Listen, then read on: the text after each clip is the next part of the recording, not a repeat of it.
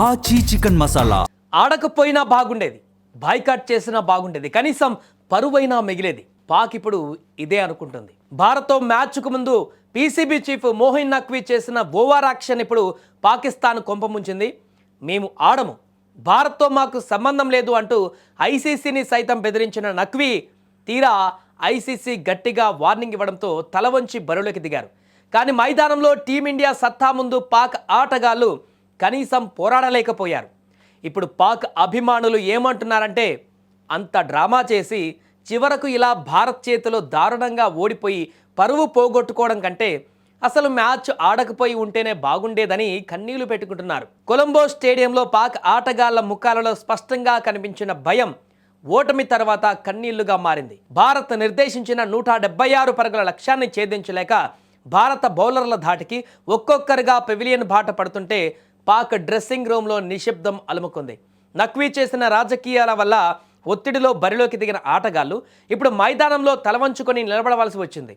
61 పరుగుల భారీ ఓటమి తర్వాత పాక్ డకౌట్లో ఆటగాళ్ల కళ్ళల్లో నీళ్లు తిరగడం చూస్తుంటే భారత్ దెబ్బ ఎలా ఉంటుందో మరోసారి అర్థమైంది. పాకిస్తాన్ క్రికెట్ చరిత్రలోనే ఇది అత్యంత అవమానకరమైనటువంటి రోజు.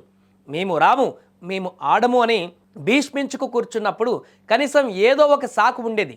కానీ మైదానంలోకి వచ్చి భారత్ చేతిలో చిత్తుచిత్తుగా ఓడిపోయిన తర్వాత ఇప్పుడు ప్రపంచం ముందు పాక్ నవ్వుల పాలైంది. 114 పరుగులకే చాప చుట్టేసిన పాక్ జట్టును చూసి ఆ దేశ ప్రజలే చీత్కరించుకుంటున్నారు. ఆడలేకపోయినా బాగుండేది, అనవసరంగా భారత్ చేతిలో తన్నులు తిని మరీ ఓడిపోవడం ఎందుకు అంటూ సోషల్ మీడియాలో పాక్ అభిమానులు తమ బోర్డు పైన విరుచుకు పెడుతున్నారు. మ్యాచ్కు ముందు యుద్ధం చేస్తామని ప్రగల్భాలు పలికిన పీసీబీ చీఫ్ మోహిన్ నఖ్వీ మైదానంలో టీమిండియా ఉతికి ఆరేస్తుంటే చూడలేకపోయారు.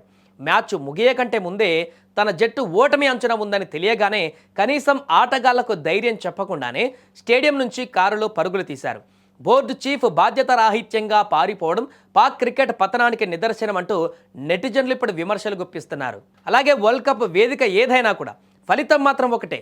టీ20 ప్రపంచ కప్లో భారత్ ఆధిపత్యం ఇప్పుడు 8-1కి చేరింది. ఇంత అవమానం జరిగిన తర్వాత అయినా పాక్ క్రికెట్ బోర్డు తన పద్ధతి మార్చుకుంటుందా, లేక మళ్ళీ బాయ్కాట్ అంటూ కొత్త డ్రామాలకు తెరతీస్తుందా అనేది ముందు చూడాలి. ఏదేమైనా కూడా ప్రస్తుతం పాకిస్తాన్ ఆటగాళ్లు మాత్రం తీవ్ర నిరాశలో ఉన్నారు.